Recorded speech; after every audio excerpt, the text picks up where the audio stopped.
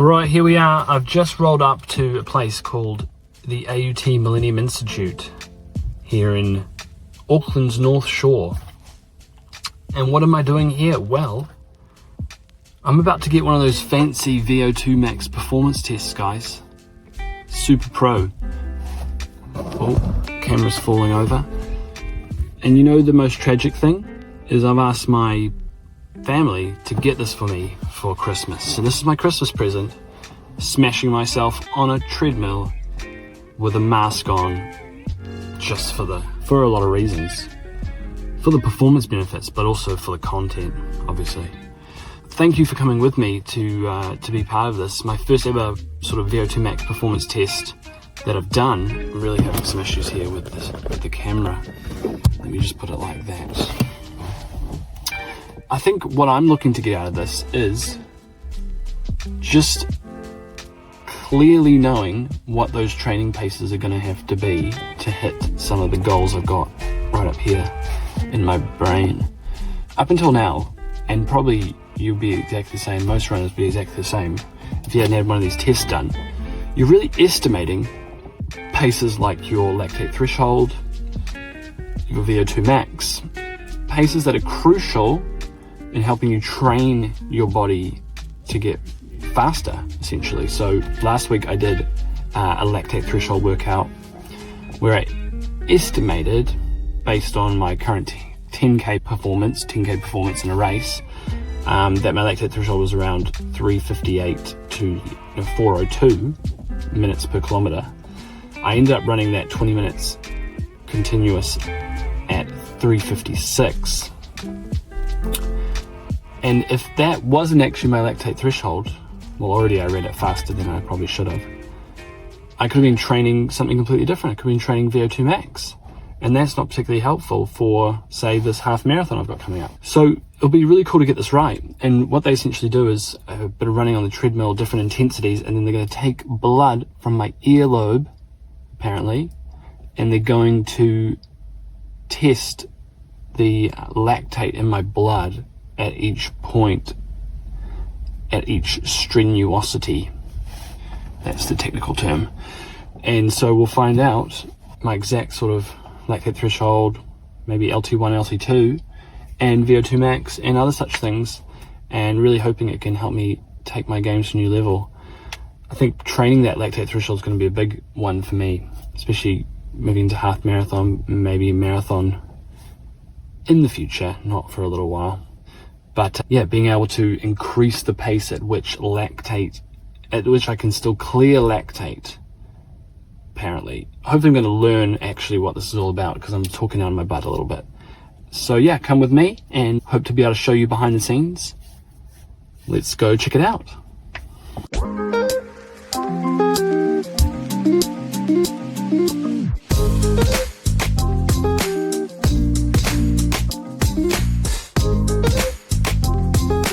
And so it turns out this is the home of High Performance Sport New Zealand. How cool is that?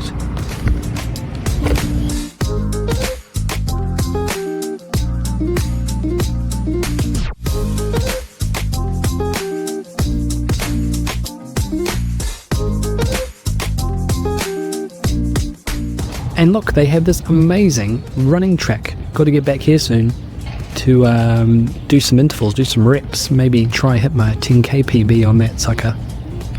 Beautiful.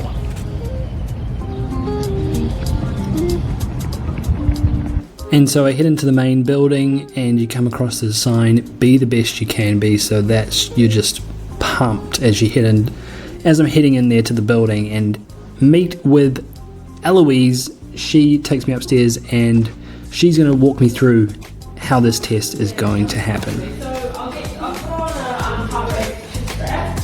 Do you use heart rate and then you really check? Yes. Yeah. Sorry, just wait it because the reading is better.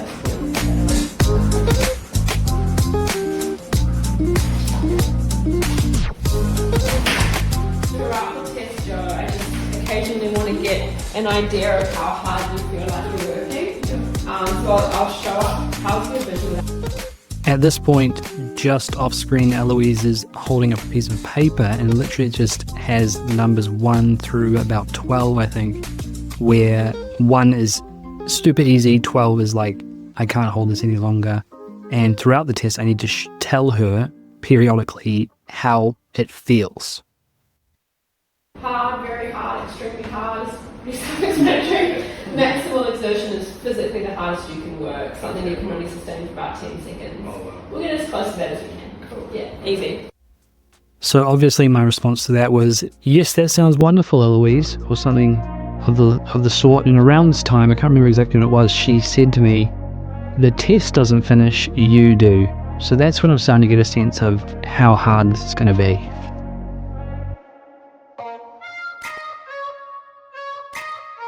And so here's us putting the mask on and then getting started. Started at around 9 kilometers an hour, and then we increase 1 kilometer an hour every 3 minutes. And you'll see that as we go through. 3, 2, 1, go away. 40-minute pace there, so nice slow warm up. Painfully slow.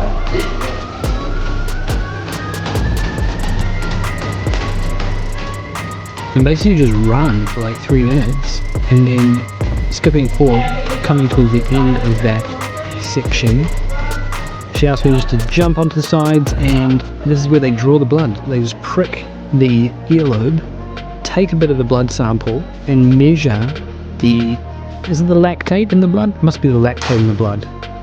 And take a measurement of that every 3 minutes, and then we go again.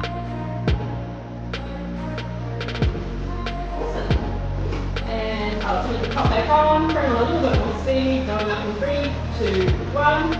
That's just a bit. Rinse and repeat. Feeling good?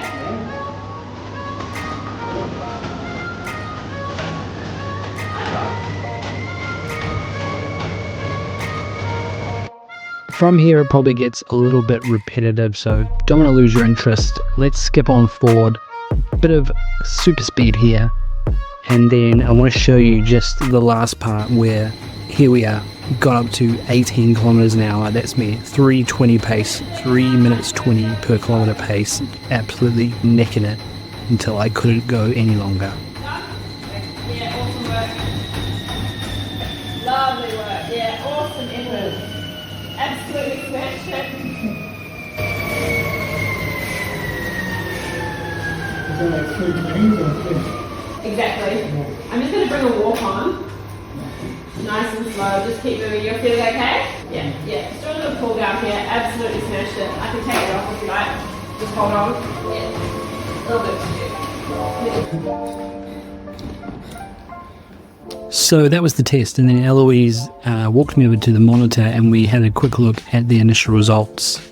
So listen in. Coming in at 58.8 milliliters of oxygen consumption per kg of body weight per minute. So based on your age, your height, and your weight, you're achieving 140% of what it predicts you should be. So you're quite more fitter than what it predicts you to be. I've got some normal data here. Just to give you some context, you're 36.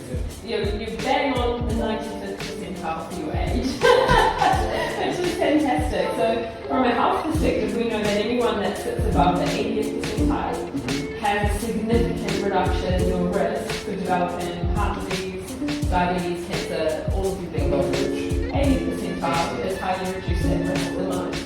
Yeah, so you're obviously setting yourself up really well. Your goal in life is to maintain that, because as you age, naturally your fitness will decline. This is your ventilatory equivalent. So it's the amount of oxygen you're consuming relative to the overall breath that you're breathing in and out. It's how your body is consuming oxygen and using it in relation to your breathing mechanics. So we see these two main shifts in those breathing mechanics at these points that represent that shift from low to moderate to high in the patients. Yeah. So the idea for longer endurance events is manipulating this particular zone, that first threshold, to be as high as possible, so that you can tolerate a lot of work for a very long sustained period without a lot of physiological cost. So as you heard there, so much detail from Eloise around different aspects of my performance, and it's going to be so useful. All in all, just a fantastic experience. I would recommend it to anyone to really get that granular data on how you can improve. And stick around to the end of the video, because I'm going to show you with screenshots the final report that Eloise sent me with the graphs and everything. So you're going to need to stick around until the end to see that. So I know I said I'd mentioned what was coming up, and I mentioned a half marathon earlier in this video, and excited to announce, who am I? No one was waiting for me to announce it, but anyway, I'm going to be racing the Cleveland Half Marathon on the 1st of Feb. So when this video comes out, that will be probably about a day away. Yeah, I think I'm seeing this as kind of a bit of a training run. It's not going to probably be a PB. PB for me in the half is 1:26:50-ish. Back in Paris, when I lived in Paris. That's a whole nother story. But bit of a rolling course, you know, hard chip surface out there in East Auckland. So not expecting a PB. Anything under 1:30 is going to be really great at this stage, considering this is probably not my main race of the block. And in April, mid-April, what I'm really targeting is the Auckland Waterfront Half Marathon. It's flat, it's fast, it's going to be awesome. That's what I'm working towards. If I can get a PB there, get it down even to 82, 83 minutes, I would be stoked. So that's what I'm really working towards right now. Alright team, so it's a new day, and happy to say I have got the results of that VO₂ max test. You're going to have to stick around to the end of the video. I'll talk you through them, talk you through the big findings, the big surprises. It was awesome. All in all, just a fantastic experience. But before I talk you through that, come with me on my workout for today.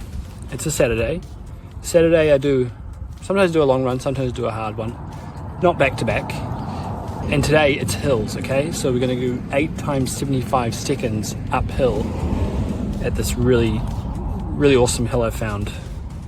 Come with me and I'll talk you through why I'm doing it in preparation for my half marathon coming up very soon. Okay, let's go. Lap 1, 5:16. Average pace 5:17. First K in 5:16. Just trying to start off slow. Just warm up into it as I get towards the hill. And that was probably one of the big learnings about, from my VO₂ max test, was the sense that actually my zone 1 and zone 2, the paces within them are a bit faster than I've been running. And more on that to come later in the video. You're going to have to stick around for the actual numbers.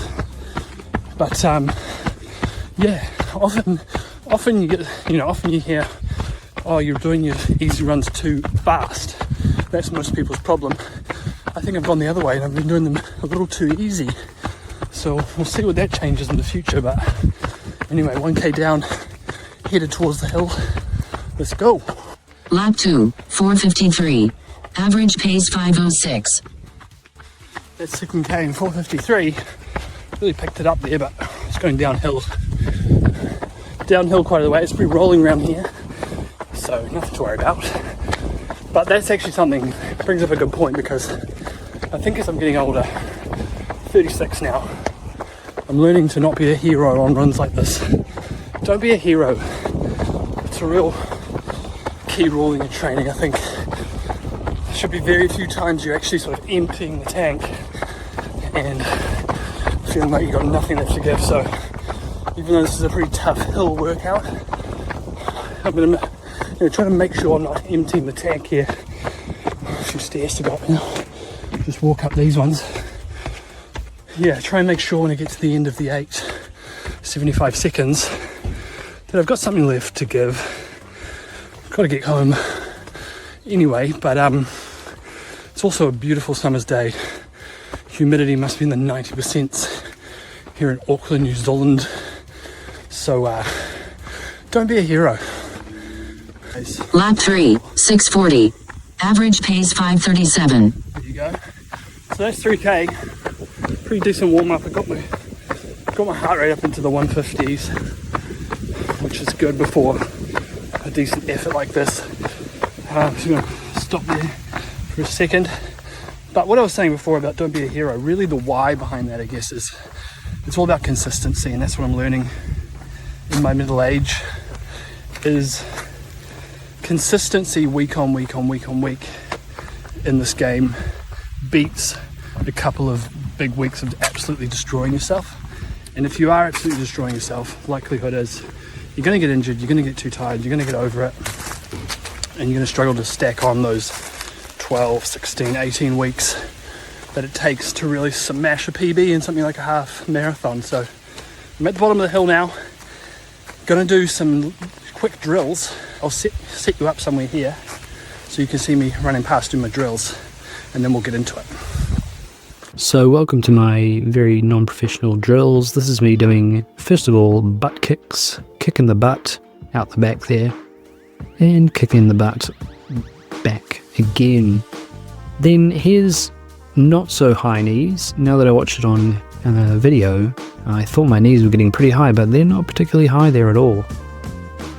Straight into the side sort of, I don't even know what you call this, it's probably got a name. I like to get the arms going too, just free up the shoulders, the upper dorsalis, and then just into a child skip.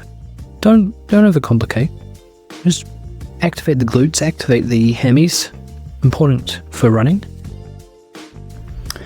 Now I've heard a thing or two about the A skip, the B skip, the C skip. I'm not sure which of those it is. Could well be the D or the E skip, this one, but I've heard it's good. I saw videos of some Kenyans doing this, so thought I'd give it a go. And then that one just before that was the classic leg swing. Into this one I like to turn it into a dynamic stretch, so get a bit of the hammy into the hip flexor, open up the hip flexor. I've often had a few problems with that sitting all day with my job. Now this is that one, it also has a name, but it's the one at the gym where you really don't want to make eye contact with people while you're doing it. Do that as a double leg and a single leg, because running is a single leg sport. And then I'll often do this one, sort of side lungey thing. I really shouldn't learn the names of these, but helps with the hips and the groin. And finish off with a couple of strides just to get the heart going, get the muscles realizing what's about to come. So that's the warm-up officially done. 3.85 Ks, about 2.5 miles if you're that way inclined. And it's time for the hill. There she is. Or there he is. I don't know if it's feminine or masculine hill, but it's a beast. And we're going to do it 8 times, 75 seconds up that hill. Going to try to stick to about 80%, just on feeling, 80% max. Focus on that form. It's going to be great for the endurance, for the leg strength. So here we go.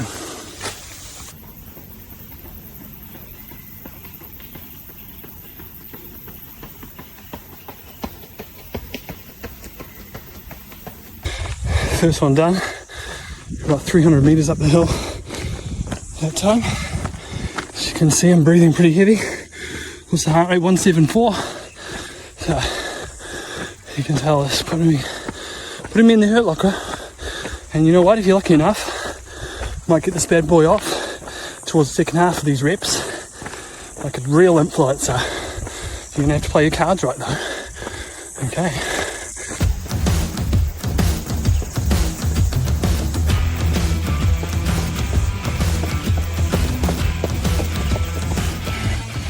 It's 5 down, starting to really feel it. Sometimes I struggle just to hold in, rein myself back to that 80%, so keep me accountable, guys. I don't want to absolutely empty myself here, but I'm getting towards that red zone. 3 more to go.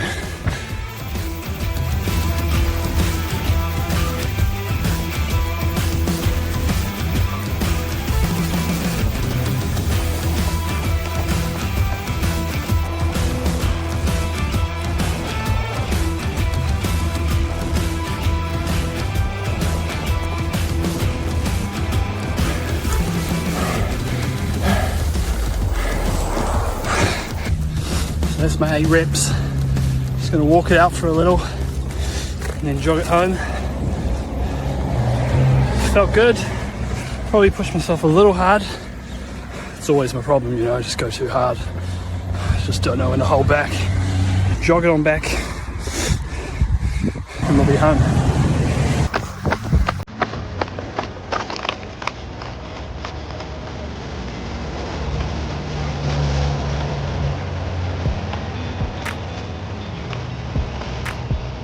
Alright guys, so as promised, a walk through the report that came to me from wonderful Eloise at AUT Millennium Sports Performance Clinic.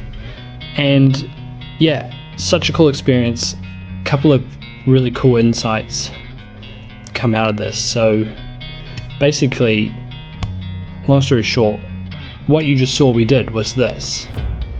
Multiple 3-minute stages, 1 km/h increase per stage, with 30-second rest in between. Got up to like 18 km an hour, 320s minute Ks, and this is the test results. So that's not going to probably mean a lot to you, but yeah, that's what we got up to. I only did 2 minutes of that before I tapped out. My VO2 max 59.5, which I think she says puts me in the top like 5% of my age, which is really, yeah, really happy to see that. Obviously, I was surprised. I thought I probably wasn't as fit as that, so really happy to see that. And this is basically all the nerdy stuff around, well, heart rate makes a lot of sense, got up to 187. This is different oxygenation of the blood and stuff like that.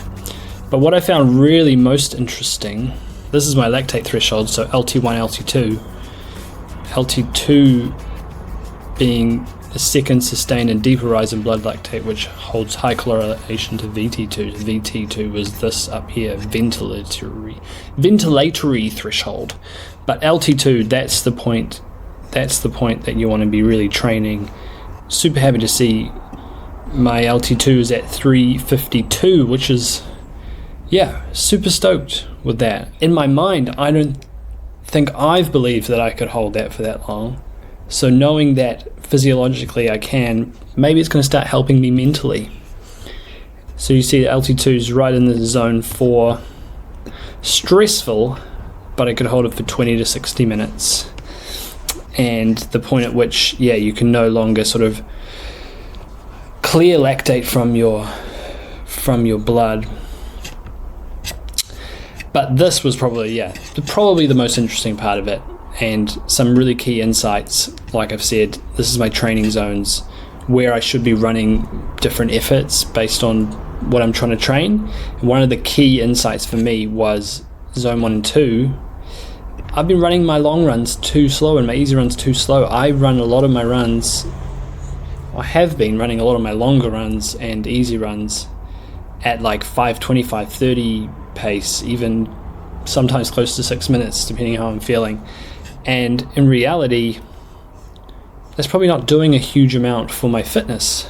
You know, it's still good to be out there pounding the pavement, but I've been focusing since I got this on zone 2 and actually going a bit quicker than I thought I could. So around that 4:45, keeping it in there, it's comfortable, I can hold it for 1 to 3 hours. That's where I'm training that zone 2, and you hear so much about zone 2 and what it does for your body, etc. So that's a key takeaway for me. And then also, yeah, just learning where my LT2 is, right in this threshold area here. Being able to train that and push that is going to be really good. So yeah. So guys, that's today's episode. Thank you so much for being around. Hope you enjoyed it.